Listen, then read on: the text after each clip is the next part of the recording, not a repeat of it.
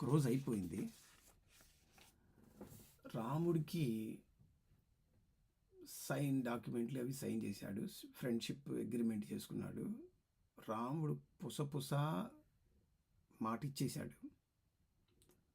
ఇది వాడిని చంపేస్తాను, మీ అన్నయ్యని చంపేస్తాను, నీ భార్య నువ్వు తెచ్చుకో అన్నాడు. వీడి సబ్ క్లాజ్ కూడా యాడ్ చేసుకున్నాడు కదా, రాజ్యం కూడా తీసుకుంటాను అన్నాడు. సరే నోరు మూసుకున్నాడు. ఎందుకు? వాడేదో ఆభరణాలు ఏదో అదేదో చూపించాడు. అరే వీడికి ఏదో కొద్దిగా తెలుసు వీడికి, అయితే వీడు మొత్తం బయట పెట్టట్లేదు. సరే కానీ ముందు వీడి పని వీడి చేసి పెట్టి తర్వాత మన పని మనం చేసుకుందామని కాస్త ఉదారంగా రాముడు ప్రవర్తించాడు. ఎందుకంటే ఆయన రాముడు కరుణానిధి, కరుణాసాగరుడు, కాస్త ఆవేశపరుడు, ముందు వెనక ఆలోచించకుండా మాట ఇచ్చే రకం, పుసుకుని ఇరికిపోయే రకం. ఎందుకంటే రాముడు లగ్నం కర్కాటక లగ్నం. మన జ్యోతిష్యం సైడ్లో చూసినప్పుడు అప్పుడు మాట్లాడతాం తర్వాత. ఇప్పుడు సరే రాముడు మాట ఇచ్చేశాడు. సరే కానీ అది అయిన తర్వాత మన పని చేసుకుందామని కరుణతో ఏమి తెలియని వాళ్ళలాగా కళ్ళు కాసేపు ఇగ్నోర్ చేశాడనమాట. సరే వీడిని అడిగాడు, ఎరా నీకు మీ అన్నయ్యతో అసలు విరోధం ఎందుకు వచ్చింది, ఆ విషయం చెప్పు. ఇప్పుడు ఏ పెద్ద మనిషి అయినా కానీ డెసిషన్, ఈ మాట నువ్వు మొదటి రోజు కదా అడగాల్సింది. మా అన్నయ్యతో భయంగా ఉంది, మా అన్నయ్య నా భార్యని ఎత్తుకెళ్ళండి, ఎందుకు ఎత్తుకెళ్ళానని ఆ రోజు అడగాలి.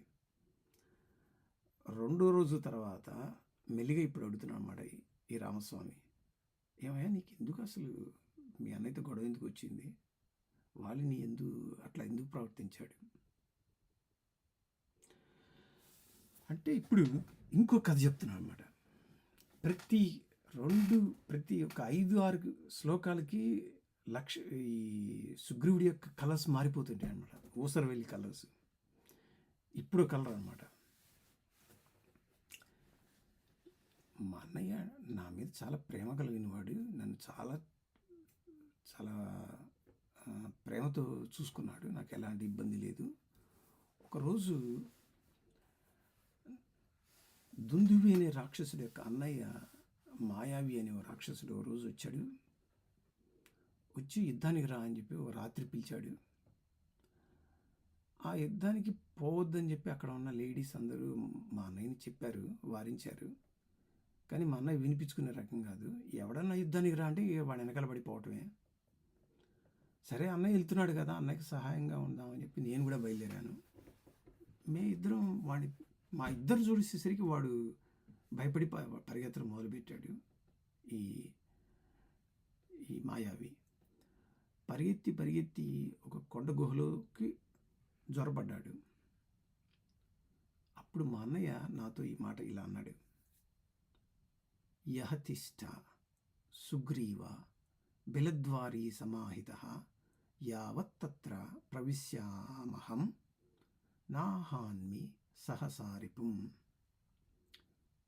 కరెక్ట్గా స్టేట్మెంట్ ఇస్తున్నాడు అన్నమాట వాలి. యహతిష్ట, సిట్ హియర్. ఎప్పటి వరకు? యావత్తత్ర, నేను వచ్చేదాకా. ఎప్పుడు? వీణి నిహన్మి సహసారిపుం, నేనొక్కడనే రాక్షసుడిని చంపి వచ్చేదాకా నువ్వు ఈ బెల్ల ద్వారం దగ్గర కూర్చో. కండిషన్. నెల రోజుల ముందు రామస్వామి ఇట్లాగే లక్ష్మణస్వామిని ఆర్డర్ చేశాడు. లక్ష్మణ నువ్వు పోయి ఆ బెల్లంలో కూర్చో, నేను చెప్పేదా నువ్వు బయటికి రావద్దు అన్నాడు. లక్ష్మణ్ అలాగే కూర్చున్నాడు అనమాట. బయట ఏదో యుద్ధం జరుగుతుంది, ఆవిడ చంపడం వీళ్ళు చంపడం. లక్ష్మణుడు అరవకుండా కూర్చున్నాడు అనమాట. వీడట కూర్చోాల. సుగ్రీవుడు ఏం చేశాడు? ఉన్నాడు, 1 సంవత్సరం పాటు అక్కడే ఉన్నాడు. ఒకరోజు రక్తం నురుగుతో బయటకు వస్తుంది ఆ బిలంలోంచి, ఆ మార్గంలోంచి. రాక్షసుడి యొక్క ఆక్రందనలు వినిపిస్తున్నాయి అన్నమాట. ఈ సుగ్రీవుడు ఏం చేశాడు? ఈ రక్తం మా అన్నయ్యదే. ఆ ఆక్రందనలు మా అన్నయ్యని కొడుతున్నప్పుడు వాడు చేసే సౌండ్, అందువల్ల మా అన్నయ్య చనిపోయాడు. ఎందుకంటే మా అన్నయ్య సౌండ్ వినిపించట్లేదు కాబట్టి అనుకున్నాడు. దూరంగా ఒక పెద్ద బండ ఒకటి ఉంది. దాన్ని దొర్లించుకొచ్చాడు. ఆ ద్వారానికి గట్టిగా బిగించేశాడు. అక్కడి నుంచి వెళ్ళిపోయాడు. అక్కడి నుంచి వెళ్ళిపోతూ అక్కడే ఉన్న ఒక కొలంలో అన్నయ్యకి తర్పణాలు చేశాడు. ఇక్కడి నుంచి జాగ్రత్తగా వినండి. తర్పణాలు చేసి ఇంటికి వెళ్ళి అరవకుండా ఉన్నాడు. ఎవరితో ఏం మాట్లాడలే. అప్పుడు మంత్రులు ఇతన్ని గుచ్చి గుచ్చి అడగడం మొదలుపెట్టారు. ఎరా మీ ఇద్దరు వెళ్ళారు, అందులో నువ్వు ఒక్కడివే తిరిగి వచ్చావు, మీ అన్నయ్య ఏమయ్యాడు అంటే వీడేమి మాట్లాడు. తర్వాత వాళ్ళు బాగా గుచ్చి గుచ్చి అడగటం మెల్లిగా చెప్పడం మొదలుపెట్టాడు. ఇట్లా నేను ద్వారం మూసేసి వచ్చేసాను, మా అన్నయ్య లోపల చనిపోయాడు, అందువల్ల నేనేం చేయలేను అన్నాడు. వాళ్ళన్నారు, సరే 1 సంవత్సరం అయింది, రాజ్యంలో రాజు లేడు, రాజ్య పరిపాలన చేయాలి, నువ్వు రాజు అయి కూర్చో అన్నాడు. అనగానే ఓకే, మీరందరి కోరిక మీద రాజ్యాన్ని నేను అధిరోహిస్తున్నా అన్నాడు. కూర్చున్నాడు. రాజ్యం మీద కూర్చోగానే అన్నయ్య చనిపోయాడు కాబట్టి అన్నయ్య భార్యను పెళ్లి చేసుకున్నా తప్పులేదు అని చెప్పి తారతో సంసారం మొదలుపెట్టాడనమాట. ఇట్లా జరుగుతోంది. రాజ్య పరిపాలన చేస్తున్నప్పుడు వాలి వచ్చాడు. వాలి వచ్చి చూసేసరికి వీడు రాజ్యం వెళ్ళటం, తారను దగ్గర పెట్టుకోవడం చూసేసరికి వాలికి తట్టుకోలేకపోయాడన్నమాట.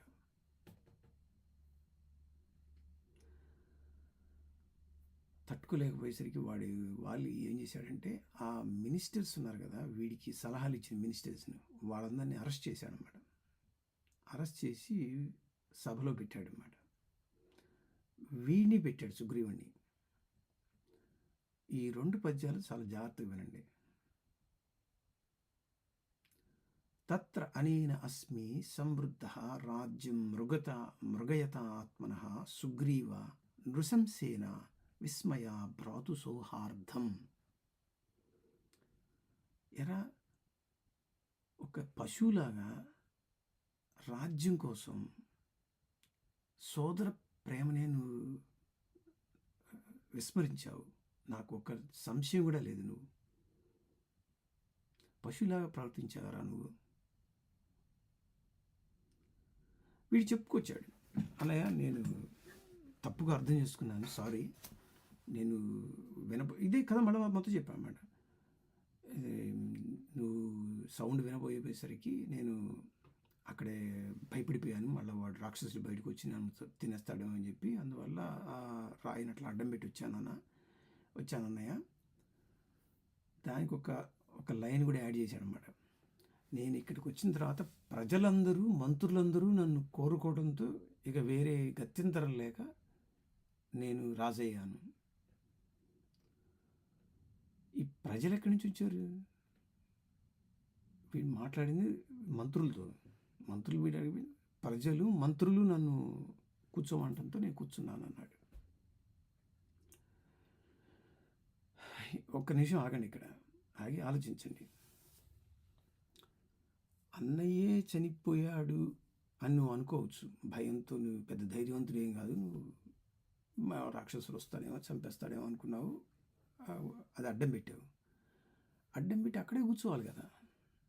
ఒకవేళ ఒక 5% ఛాన్స్ ఏమైనా ఉంటుందేమో, అన్నయ్య ఎరా సుగ్రీవా అని పిలిస్తే కనుక రాయి తీయచ్చు కదా. లేదండి అప్పటికే సంవత్సరం అయిపోయింది, రాజ్యం చిన్నాభిన్నం అయిపోతుంది, రాజ్యాధికారం లేదా. ఓకే, నువ్వు రాజ్యంలో కూర్చో, ఇంకొకరిని ఎవరినో బట్టలను దగ్గర పెట్టారే, ఏమన్నా సౌండ్ వచ్చినా కానీ నాకు చెప్పండి రా అని అన్నారు కదా. ఇప్పుడు ఒక భూకంపం ఒకటి వస్తుంది, దానిలో ఎంతోమంది కూరుకుపోతారు. దానిలో బంధువులందరూ అక్కడ ఎన్ని రోజులైనా అక్కడే ఉంటారు. వాళ్ళతో అంటారు 5 రోజులు అయిపోయిన తర్వాత బతకడానికి అవకాశం లేదండి, వెళ్ళిపోవచ్చు అంటాడు. లేదు మేము ఏదో పేపర్లో చూసాం 40 రోజుల తర్వాత బతుకుతారని చెప్పి అక్కడే కూర్చుంటారు వాళ్ళు. ఫైర్ ఇంజిన్ వాళ్ళు 5 రోజుల తర్వాత బతకడానికి అవకాశం లేదన్నారు కాబట్టి వెంటనే వచ్చేసి అన్నయ్య ఆస్తులు అమ్మేసి వాడి కారు అమ్మేసి అది చేసి ఇది చేస్తే ఎట్లా ఉంటుంది అది? అది తప్పు కదా.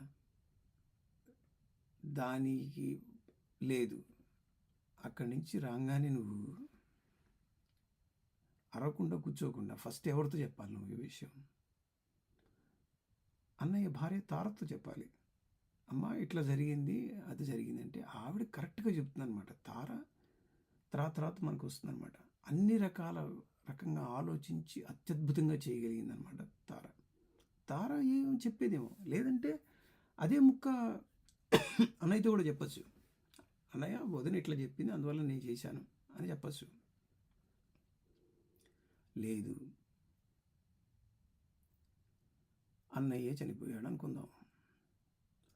అన్నయ్య బదులుగా అన్నయ్య కొడుకు అంగదుడిని కనుక కుర్చీ మీద కూర్చోబెట్టి వాడు పిల్లవాడు వాడు ఏం రాజ్యం చేయలేడు కదా అని చెప్పి వాడి సహాయుడిగా నువ్వు ఉన్నట్టయితే ఒకవేళ వాలి పరిగెత్తుకుంటూ వచ్చినా కానీ తన కొడుకుని సింహాసనం మీద చూసుకున్నప్పుడు అంత కోపం వచ్చేవాడు కాదు. వీడేది పిరిగి బందా తమ్ముడు అలా చేశాడే కానీ వీడికి దురుద్దేశం ఏమీ లేదనుకునేవాడు. ఏది రకంగా చూసుకున్నా కానీ నువ్వు అవకాశం ఇవ్వాల, తప్పుగా అర్థం చేసుకునే అవకాశమే నువ్వు ఇచ్చావన్నమాట. కానీ ఇక్కడ వాలి గొప్పతనం చూడు,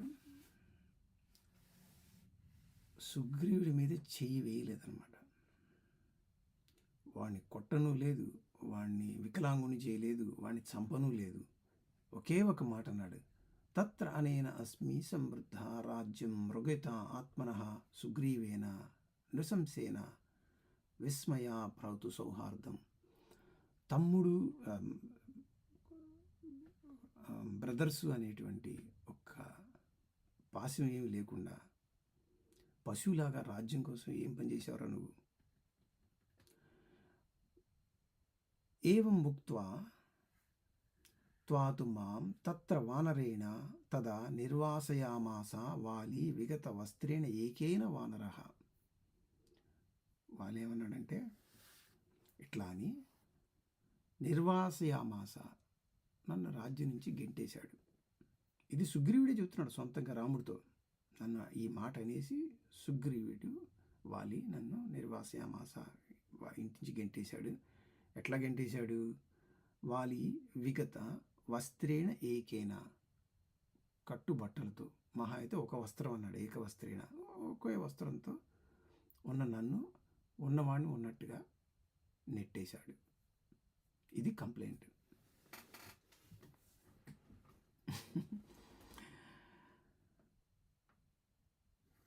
దానికి ఇంకొక యాడ్ చేస్తున్నాడు అనమాట. తేన అహం అపవిద్ధశ్చ హృతదారాశ్చ రాఘవ తద్భయాశ్చ మహీం సర్వాన్ క్రాంతవాన్ సవనార్ణవా.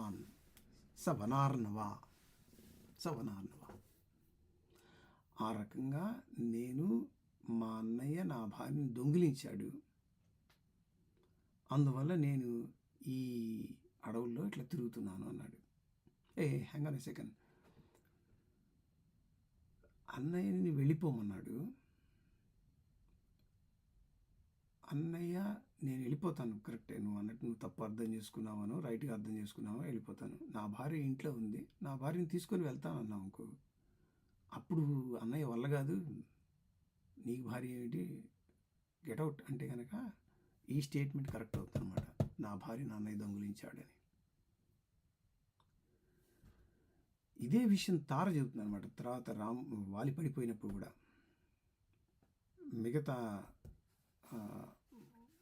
మిగతా వానరులతో ఉంటుందన్నమాట. వాలి కొంతమందిని నగరం నుంచి గెంటేశాడు. బహుశా ఈ విషయం రిఫర్ చేస్తుంది అనమాట. గెంటేసినప్పుడు కొంతమంది వాళ్ళ భార్యలు తీసుకొని వెళ్ళారు, కొంతమంది వాళ్ళ భార్యలు తీసుకోకుండా వెళ్ళారు. ఈ భార్యలు తీసుకోకుండా వెళ్ళిన వాళ్ళ భార్యలు ఇప్పుడు ఏడుస్తున్నారు, వాళ్ళ ఏడుపుకు మనకు కొట్టింది అని తార అంటుందన్నమాట. ఇక్కడ సుగ్రీవుడు ఎలాంటి ఎఫర్ట్ పెట్టాల, తన భార్యని తీసుకెళ్తాను. ఇప్పుడు రాముణ్ణి 14 ఏళ్ళు వనవాసం పోను కైకి అన్నప్పుడు ఏమన్నాడు? ఓకే వెళ్తానన్నాడు. ఇంటికి వెళ్ళి భార్యను తీసుకుని వెళ్ళిపోయాడు. అక్కడ లంకలో విభీషణుడు ఏమన్నాడు? నేను ఈ దగ్గర ఉండలేను, నేను ఈ అక్రమాలన్నీ చూడలేను, నేను వెళ్ళిపోతున్నాను అన్నాడు. మంత్రులు వాళ్ళతో జాయిన్ అయ్యారు, వెళ్ళిపోయారు. భార్యను అక్కడే వదిలేసి వెళ్ళిపోయాడు అనమాట. కానీ విభీషణ్ అలా నా భార్యను మా అన్నయ్య దొంగిలించాడని చెప్పలా. నేను వచ్చేసాను, నాకు ఆశ్రయం ఇవ్వమన్నాడు. అక్కడ సరే ఆ విషయం వచ్చినప్పుడు అక్కడ మాట్లాడదాం. ఇప్పుడు అక్కడ రావణాసురుడి ఆర్గ్యుమెంట్ ఏంటంటే, ఎరా నేను భార్యను దొంగించి రావడం ఇదే కొత్త ఏం కాదు కదా, నేను చాలామంది తీసుకొచ్చాను, ఇప్పుడు నువ్వు వేదాంతం చదువుతున్నావు ఏంటి నాకు అంటాడు రావణాసురుడు.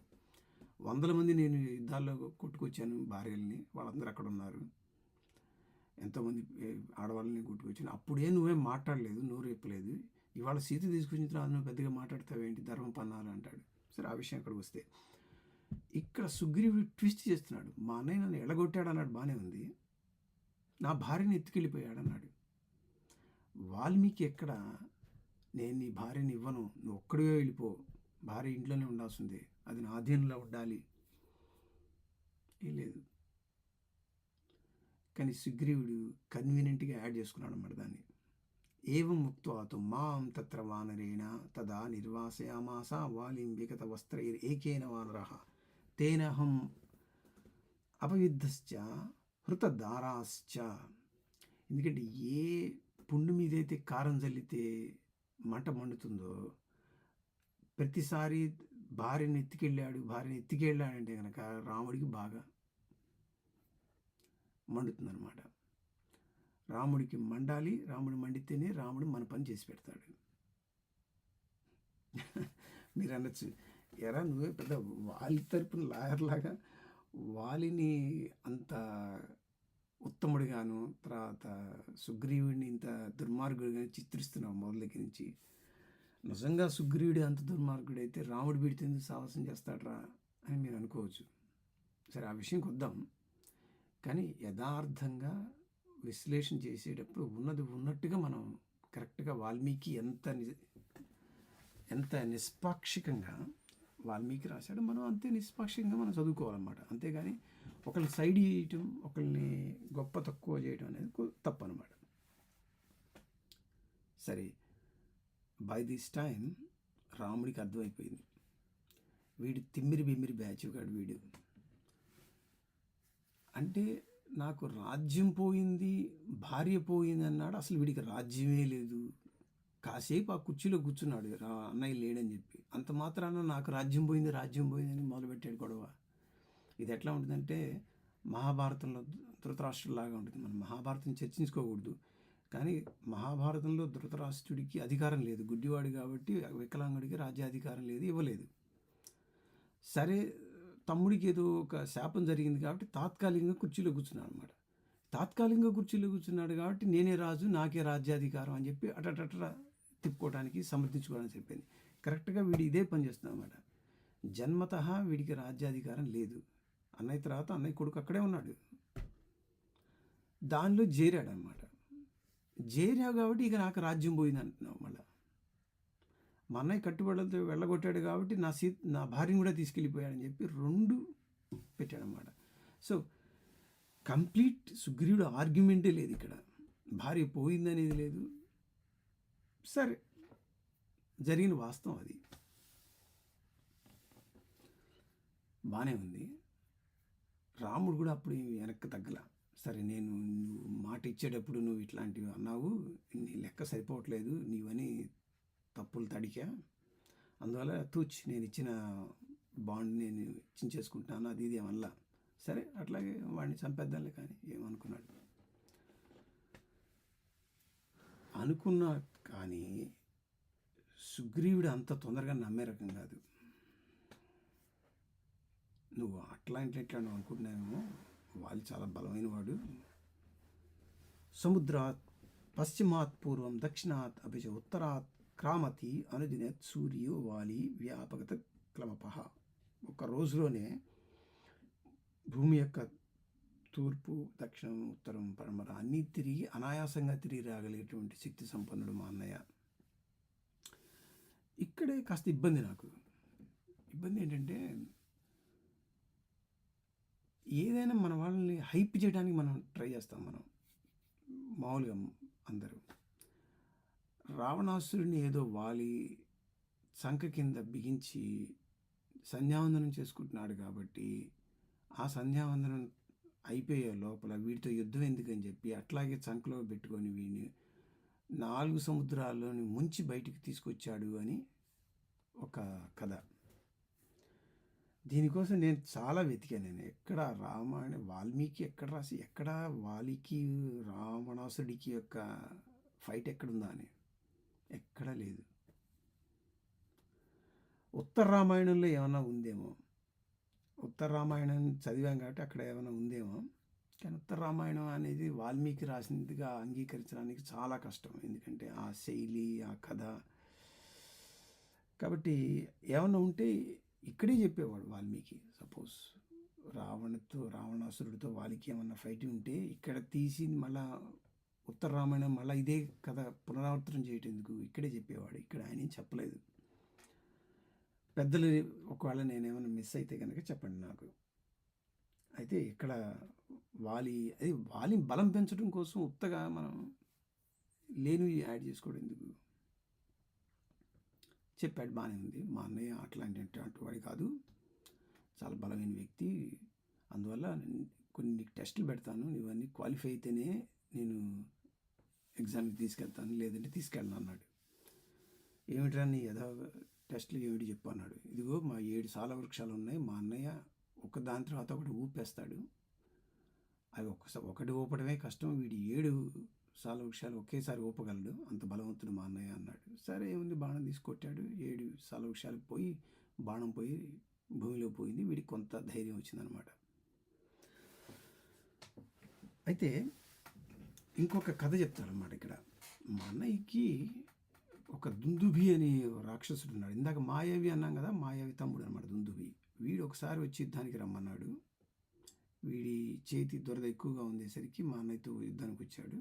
యుద్ధంలో వాడిని చెడగొట్టి మా అన్నయ్య ఒక తన్ను తన్నాడు వాడి శవాన్ని. శవం దూరంగా వెళ్ళి పడింది.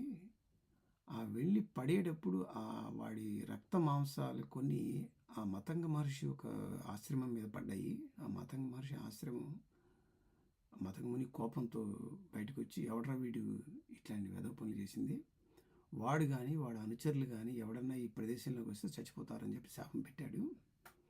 అది ఋష్యముఖ పర్వతం మీద దగ్గరలో. అందువల్ల మా అన్నయ్య ఈ శాపానికి భయపడి ఈ ప్రదేశానికి రాడు అన్నాడు. అని ఇంకొక క్లూ కూడా ఇచ్చాడనమాట. ఏమిటంటే ఆ క్లూ, దిస్ ఈజ్ ఇంపార్టెంట్. ఎప్పుడైతే ఈ శాపం ఈ ఋషి పెట్టాడని విన్నాడో మా అన్నయ్య, ఇది భటులు వెళ్ళి చెప్పారు, అయ్యా మీ మీద శాపం పెట్టాడు ఆ ఋషి అన్నాడు. వాలి వచ్చాడు ఆశ్రమానికి,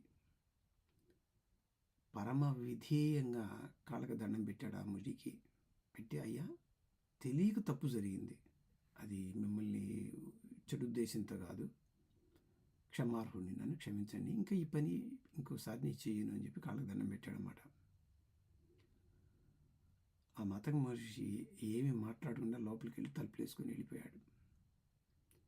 ఇక ఎక్కువసేపు ఉంటే మళ్ళీ ఆ శాపం ప్రభావం తన మీద పడుతుందో అని చెప్పి దిగులుగా తల ఉంచుకొని మళ్ళా రాజ్యానికి వెళ్ళిపోయాడు అని చెప్పాడు సుగ్రీవుడు రాముడితో.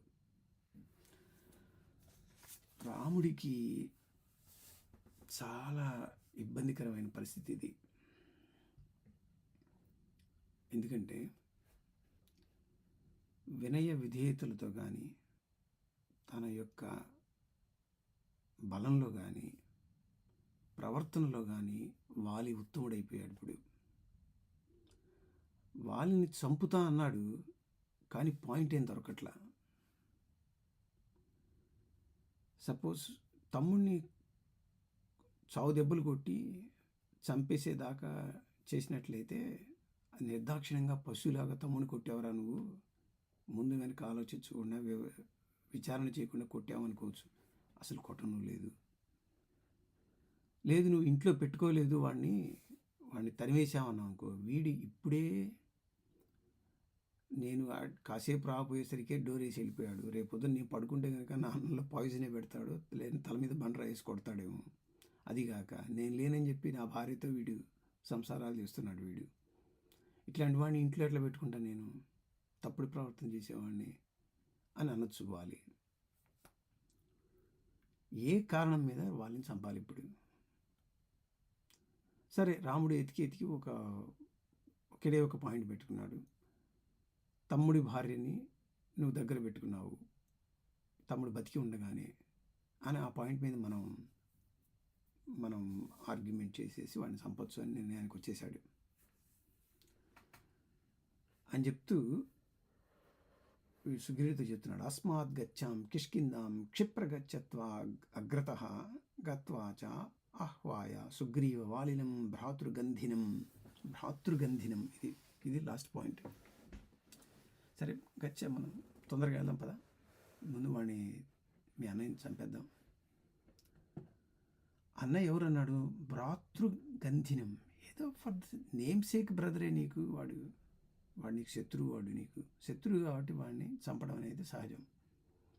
చంపేద్దాం. చంపడంతోనే నీకు భయం పోతుంది. ఇప్పుడు ప్రధానంగా ఏమిటంటే భయం. వీడికి భయం అంటే, ఇప్పుడు వాళ్ళ అన్నయ్యని తీసుకొచ్చి వీడి దగ్గర కూర్చోబెట్టి కబుర్లు చెప్పాను, ఏదో సమావేశం పెట్టి ఒక రకమైన సంధి చేద్దామని చూసామనుకో తమ్ముడికి అన్నయ్యకి. ఈ ఓవైసీ ఉన్నాడు చార్మినార్లో, వాడు ఎంఐఎం వాడు అనేది ఏంటంటే, కిత్నా సాల్ మోదీ రహేగా, ఓ పహాడ్ మే జాయేగా, తబ్ కౌన్ దేఖేగా తుమ్కో అనేది ఇట్లా కారుకూతలకు వస్తామండి. ఎన్నాళ్ళు నీకు మిమ్మల్ని మోదీను ఆదిత్యనాథ్ మిమ్మల్ని చూస్తాడు. వాళ్ళు ఎప్పుడో రోజు సన్యాసం తీసుకొని హిమాలయాకి వెళ్ళిపోతారు. ఈ హిందువులు మిమ్మల్ని ఎవడు రక్షిస్తాడరా, మిమ్మల్ని చంపేస్తాం మేము అని చెప్పి బెదిరిస్తుంటారు అన్నమాట వాళ్ళు. అట్లాగే రావణుడు ఉన్నంత వరకు బహుశా వాళ్ళు ఏమన్నా మాట్లాడకపోవచ్చు, ఒకవేళ అయోధ్య చేసినా కానీ. ఏదో రోజు రాముడు వెళ్ళిపోవాలి కదా. రాముడు వెళ్ళిపోగానే ఎరా నువ్వు వాడిని తీసుకొచ్చి నా మీద బెదిరిస్తావని చెప్పి మళ్ళీ వాళ్ళు కొట్టచ్చు వీడిని. కానీ వీడి భయం అనేది పోయేది కాదు. యాజ్ లాంగ్ యాజ్ వాళ్ళు బతికున్నంతకాలం వీడి భయం పోయేది కాదు. మహా అయితే భార్యని ఇప్పించవచ్చు, వాడి భార్యని వాడికి, లేదంటే చంపేస్తా అంటే కనుక భార్యని ఇచ్చేవాడు. కానీ భయం మాత్రం పోయేది కాదు. రాజ్యం అన్నది అగ్రిమెంట్లో లేదు. కానీ భయం పోవాలంటే మనిషే పోవాల్సిందే. అందువల్ల వీడిని తీసేయటమే ఉత్తమం అనుకున్నాడు. అగ్రత, నువ్వు ముందు నడవరా, నీ వెనకాల నేను నడుస్తాను అన్నాడు. ఇక్కడ విచిత్రం, మామూలుగా యుద్ధానికి రాముడే ముందు నుంచొని రాముడే వాడిని యుద్ధానికి పిలిచి కొట్టచ్చు. ఇక్కడ అట్లా చేయలే. వీడిని సుగ్రీవుడిని నువ్వు ముందు నడు, తర్వాత నీ వెనకాల నేను వస్తుంటాను, నేను వాడిని అనుసరిస్తానన్నాడు.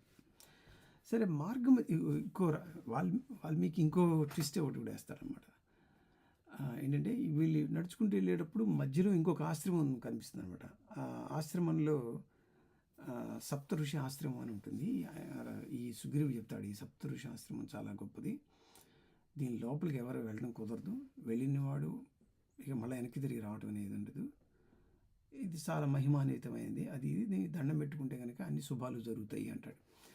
విచిత్రంగా అనిపిస్తుంది, వాల్మీకి ఎందుకు ఈ కథ దీనిలో పెట్టాడని. తర్వాత ఆలోచిస్తే చాలా అద్భుతంగా ఉంటుంది అన్నమాట. అది మనం స్పృశిద్దాం. అది సరే, వెళ్ళాడు వీడు, వాడిని పిలిచాడు. వాళ్ళని అక్కడికి వెళ్ళి ఒక వెరికాకేసాను అనమాట. వెరికాకేయగానే వీడే వచ్చిన వాడు తమ్ముడని అర్థమైంది. వాడు కోపంతో వాడు బయటకు వచ్చాడనమాట. వీళ్ళిద్దరి మధ్య యుద్ధం బాగా జరిగింది. సుగ్రీవుడు బాగా తన్నులు తిన్నాడు. అటు ఇటు చూశాడు, రాముడు ఏమైనా బాణాలు వేస్తాడో ఏమన్నా చేస్తాడని. ఏమి చేయలేదు. సుగ్రీవుడు పరిగెత్తుకొచ్చాడనమాట. తరుగుకుంటూ అన్నయ్య కూడా వచ్చాడు. ఎప్పుడైతే వీడి ఋష్యముఖ పర్వతం దగ్గరికి వచ్చేసాడో వాళ్ళు ఎక్కడ ఆగిపోయాడు. సరే, ఈసారి బతికిపోయావు పో అని చెప్పి వెనక్కి తిరిగి వెళ్ళిపోయాడనమాట. ఈ ఋషిముఖ పర్వతంకి ఎక్కినవాడు మళ్ళీ వెనక్కి తిరిగి వచ్చి రాముడి దగ్గరికి వచ్చాడనమాట. వచ్చి, ఏం పెద్ద మనిషి నువ్వు, చంపలేనంటే నువ్వు ముందే చెప్పాలి, నువ్వు చంపుతానని చెప్పి నన్ను ఆల్మోస్ట్ చచ్చిపోయేదాకా అయిపోయింది నా పని, ఇదేనా నువ్వు చేసే పని, అది ఇది అని చెప్పి రాముడిని తిడతాడనమాట.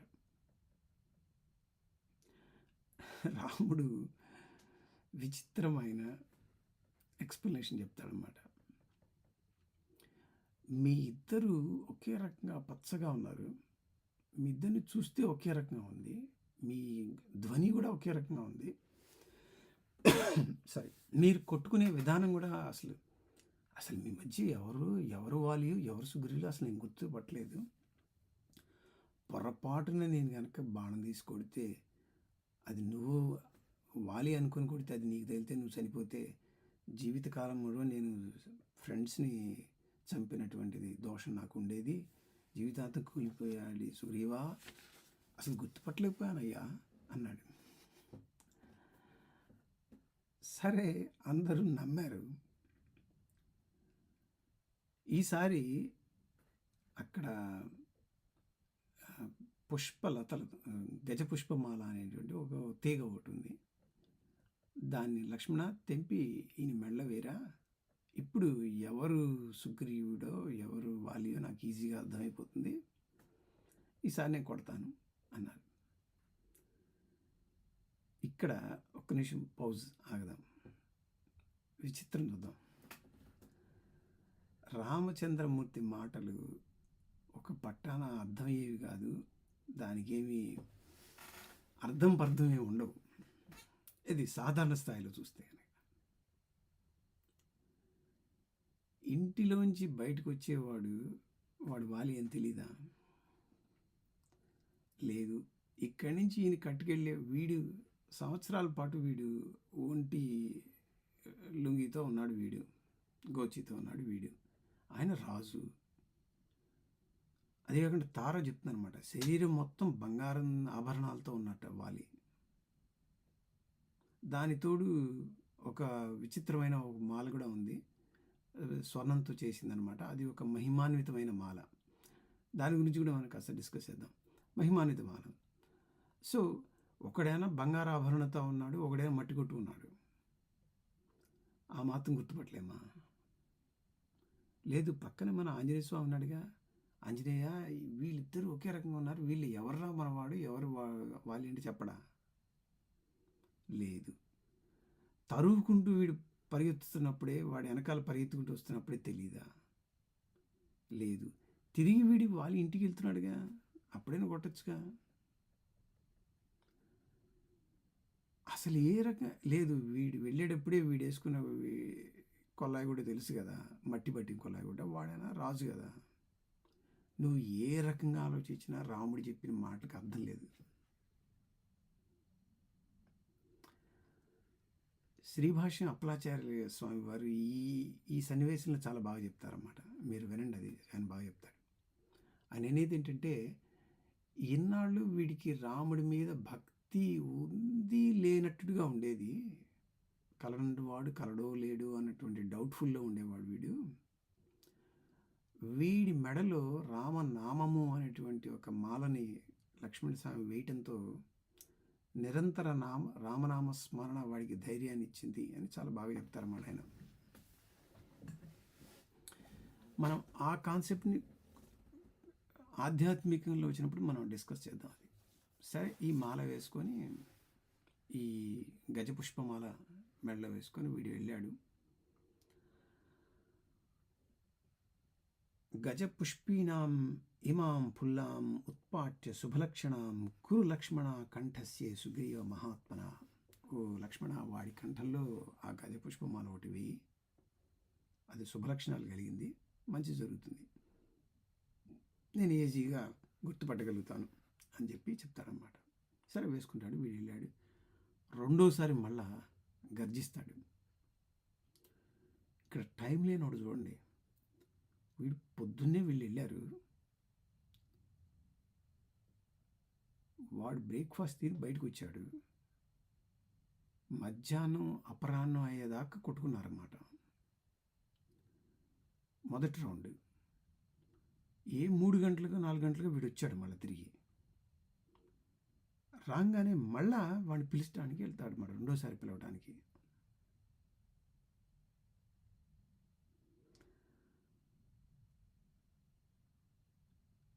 వెళ్ళినప్పుడు ఈసారి మళ్ళీ బయలుదేరినప్పుడు తార అడ్డుకుంటుందన్నమాట.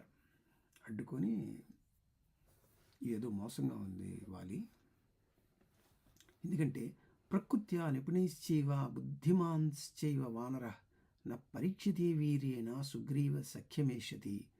సుగ్రీవుడు చాలా తెలియగలవాడు వాలి, వాడు ఎవరిని నమ్మే రకం కాదు.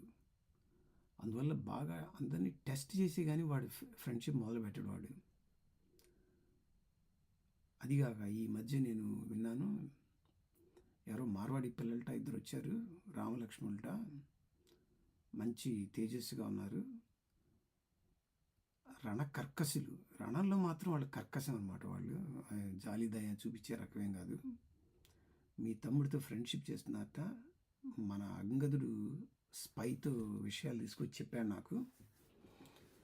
10 నిమిషాల్లో మళ్ళీ వీడు వచ్చాడంటే వీడు కిందటి ప్లాన్ ఏదో పని చేయలేదు, అందువల్ల మళ్ళీ ఇంకోసారి ప్లాన్ వేసుకొని వచ్చాడు. వాడు ఒక్కడే రాలేదు, చాలా జాగ్రత్త. ఇంకోటి అదనమాట, కాల్యమేతేనా సంగ్రామం కరిష్యసి చ వానర వీరతే శత్రుబాహ్యాళం ఫల్గుతా వాన విద్యతే.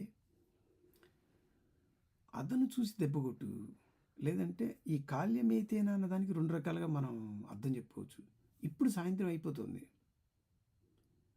కాల్యం ఏతేనా అదే నెక్స్ట్ టైంకి మనం కొట్టచ్చు. అంటే రేపు పొద్దున్న చూసుకోవాడిని, వాడు ఎక్కడికి పోతాడు, వాడు అక్కడే అరుస్తాడు, మళ్ళీ రేపు పొద్దున్నాక అక్కడే ఉంటాడు. కానీ ఈ మసకబారుతున్న ఈ సమయంలో నువ్వు మళ్ళా యుద్ధం చేయడం అనేది నాకెందుకు బాగాలేదు, పోవద్దు. అదిగాక ఒకవేళ మనం ఫైట్ డిఫర్ చేసుకున్నా కానీ అది వాడి విక్టరీ ఏం కాదు కదా, నిన్ను చేయిస్తే కదా వాడి విక్టరీ, ఎందుకు తొందరపడతావు నువ్వు అని చెప్పి తార అంటుందన్నమాట. కాల్యమేతేన సంగ్రామం కరిష్యసి చ వానర వీరతే శత్రుబాహ్యాళం ఫల్గుతా వాన విద్యతే. దీంతోపాటు చాలా చెప్తుంది అనమాట ఆవిడ.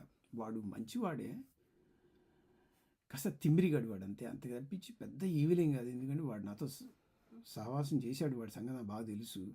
అందువల్ల వాడు నీకు ఎసెట్గానే ఉంటాడు. వాడిని నువ్వు మళ్ళా తెచ్చి వాడిని నువ్వు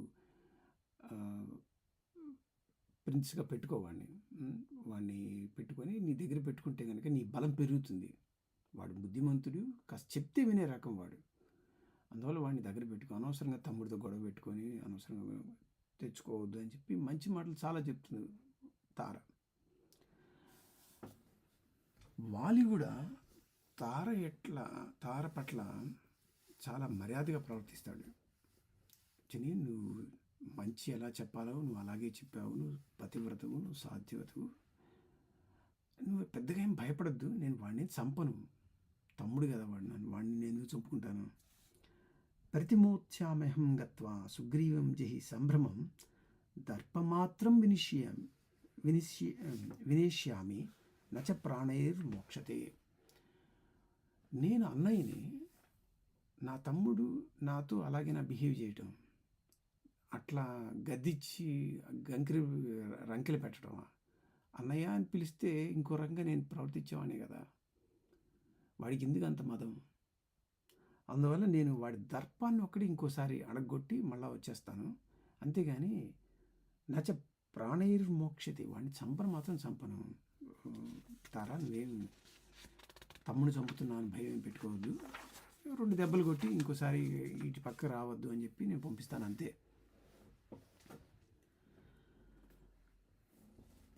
అన్నాడు. వచ్చాడు, మళ్ళా యుద్ధం మొదలుపెట్టాడు. మనం అనుకున్నాం కదా, 3 గంటల్లో 4 గంటల మధ్య దాదాపు మసకబారి చీకటి దాకా యుద్ధం జరిగింది. సూర్యుడు అస్తమిస్తున్నట్టుగా వర్ణన ఉంటుందన్నమాట. డైరెక్ట్గా చెప్పపోయినా కానీ ఆ రకంగా వర్ణనలాగా ఉంటుందన్నమాట. ఇక ఎప్పుడైతే ఇప్పుడు కూడా మన రామస్వామి బాణం తీయలేదు, కొట్టలేదు, చూస్తూ కూర్చున్నా అన్నమాట. రాముడు ఒక విచిత్రమైన వ్యక్తి. ఒక పట్టాన అసలు అందడనమాట ఎక్స్‌ప్లనేషన్‌కి. సరే చూశాడు. వీడు వాళ్ళి దెబ్బలకు తట్టుకోలేకపోయాడు. రక్తసిక్తం అవుతుంది దేహం అంతా. వీడేంటంటే ఇప్పుడు అటు ఇటు చూస్తూ వెరిసిపులు చూడటం మొదలుపెట్టాడు. ఏ సైడ్ నుంచి రాముడున్నాడా అని కొడుతున్నాడు. కొడుతున్నా కానీ వాలికేంటంటే రాముడు ధర్మాత్ముడు. ఇది అన్నదమ్ముల మధ్య గొడవ. మూడో వాడు ఎందుకు దీనిలో చొరబడతాడు? అది కాక రాముడు ధర్మాత్ముడు అది ఇది చెప్పుకొస్తా, అది చెప్తానమాట. రాముడు ధర్మాత్ముడు అది ఇది. రాముడు నన్ను ఎందుకు కొడతాడు? మా ఇద్దరి మధ్య వానికి నాకేం గొడవ లేదు కదా అని చెప్పి ధైర్యంగా తమ్ముడి మీద యుద్ధం చేస్తున్నాడు అనమాట. ఈ తమ్ముడు అటు ఇటు దాక్కొని అటు నుంచి ఇటు జరిగేసరికి ఎటున్నాడా అని వెతుకుతున్న సమయంలో దూరం నుంచి రామబాణం వచ్చి గుండెల్లో గుచ్చుకుంటుంది అనమాట. పడిపోతాడు. ఎలా పడిపోతాడు? భూమో నిపతితస్య అపితస్య దేహం మహాత్మనః సభూమోన్యస్త సర్వాంగ తప్తకాంచన భూషణ అపతత్ దేవరాజస్య ముక్తరస్మిన్ ఇవ ధ్వజః. వాల్మీకి యొక్క పీట ముడేశాడు కదా ఆయన. ఎలా విప్పుకోవాలి కూడా దీనిలోనే చెప్తున్నాడు మనకి. అబ్బాయి నువ్వు ఈ రూట్లో వెళ్తే కనుక ఈ పీట ముడి నువ్వు తీయచ్చరా అని.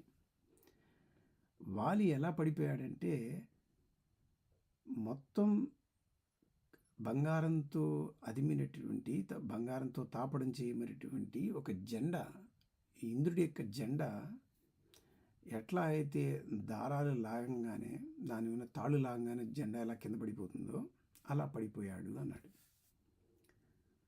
ఈ జెండాలు ఏమిటి, ఈ తాళ్ళు లాగడం ఏమిటి, దానికి బంగారం అద్దటం ఏమిటి, వాలి పడిపోయాడు. ఏవో వర్ణన కదా, ఈ రకరకాల వర్ణన చేసుకోవచ్చు, దాని ఏముంది, వాలి పడిపోయాడు అనుకోవచ్చు. తాళ్ళు లాగంగానే జెండా పడిపోయింది. అదే అన్నమాట అక్కడ. ఆ నెక్స్ట్ పద్యం చూస్తే కనుక ఇంకాస్త క్లూ వస్తుంది మనకి. భూమో నిపతితస్య అపితస్య దేహం మహాత్మనః న క్షీరజాయతి న ప్రాణ న తేజ న పరాక్రమ. కింద పడిపోయినటువంటి వాలిలో ప్రాణము పోలేదు, తేజస్సు తగ్గలేదు, వర్చస్సు శక్తి తగ్గలేదు. నా క్షీరజాయతే నా పరాక్రమ, ఇంకా పరాక్రమం కూడా ఉంది. మరి అన్నీ ఉన్నవాడు కింద పడిపోయాడురా అంటే జెండాకి తాళ్ళు లాగానే పడిపోయిందంటే ఏ ఆయువు పట్టయితే ఉందో ఆ ఆయువు పట్టు మీద రాముడు దెబ్బ కొట్టాడనమాట. శరీరానికి గాయం అది ఇది కాదు, ఏ ఆయువు పట్టు మీదైతే కొట్టాలో అక్కడ కొట్టేసేసరికి నేపథ్య తాత మట్టిలో పడిపోయాడనమాట. రాముడు కొట్టడం కూడా వీడిని వెనక నుంచి కొట్టాల. ఎందుకంటే సపోజ్ వాలి దేహం అంత దృఢంగా లేదనుకో, ఆ బాణం వాలి వెనక నుంచి వచ్చి ముందున్న సుగ్రీవుడిని తగులుతుంది అనమాట. లేదు, సుగ్రీవుడి భుజాల మించి కొట్టచ్చు. భుజాల మించి కొడితే కనుక అది పోయి కరెక్ట్ గుండెల్లో పడవచ్చు. ఏమో మన సుగ్రీవుడే కదా, ఎటు పరిగెత్తాడో ఎందుకు వచ్చిన గొడవ. అందువల్ల సుగ్రీవుడు దగ్గరలో లేనప్పుడు, వాలి పక్కకి ఎక్కడో చూస్తున్నప్పుడు, ఎందుకంటే వాలి గనక ఎదురుగా వచ్చి బాణం చూస్తే కనుక గబుక్క పట్టుకోవచ్చు బాణం. వాడు బలాఢ్యుడిగా ఒక రెప్పపాటు సెకండ్లో వచ్చే రామబాణాన్ని పట్టుకోవచ్చు. అందువల్ల బాగా ఏమరపాటుగా సుగ్రీవుడి కోసం వెతుకుతున్నట్టుగా ఎటో చూస్తున్నప్పుడు ముందు నుంచి గుండెల్లో బాణం దిగబడింది అనమాట. అది కరెక్ట్ సీక్వెన్స్. పట్టం కింద పడిపోయాడు. కాసేపటి తర్వాత మెల్లిగా కళ్ళ ముందు 2 దేహాలు కనిపిస్తున్నాయి అన్నమాట. ఒకటి రాముడు, లక్ష్మణుడు. పోల్చుకోగలిగాడు అనమాట. ఓ వీళ్ళే రామ లక్ష్మణుడు అయి ఉంటారు. ఎందుకంటే ఆ శరీర ఛాయ, ఆ శక్తి అది చూసుకొని ఇక్కడి నుంచి నెక్స్ట్ 10 శ్లోకాలు వాలి యొక్క టాలెంటు, వాడి యొక్క పాండిత్యము, వాడి యొక్క నిబద్ధత, వాడి యొక్క సంస్కారం మొత్తాన్ని వాల్మీకి మహర్షి బాగా పొగుడతాడనమాట. ఫస్ట్ పద్యం చేస్తాడు.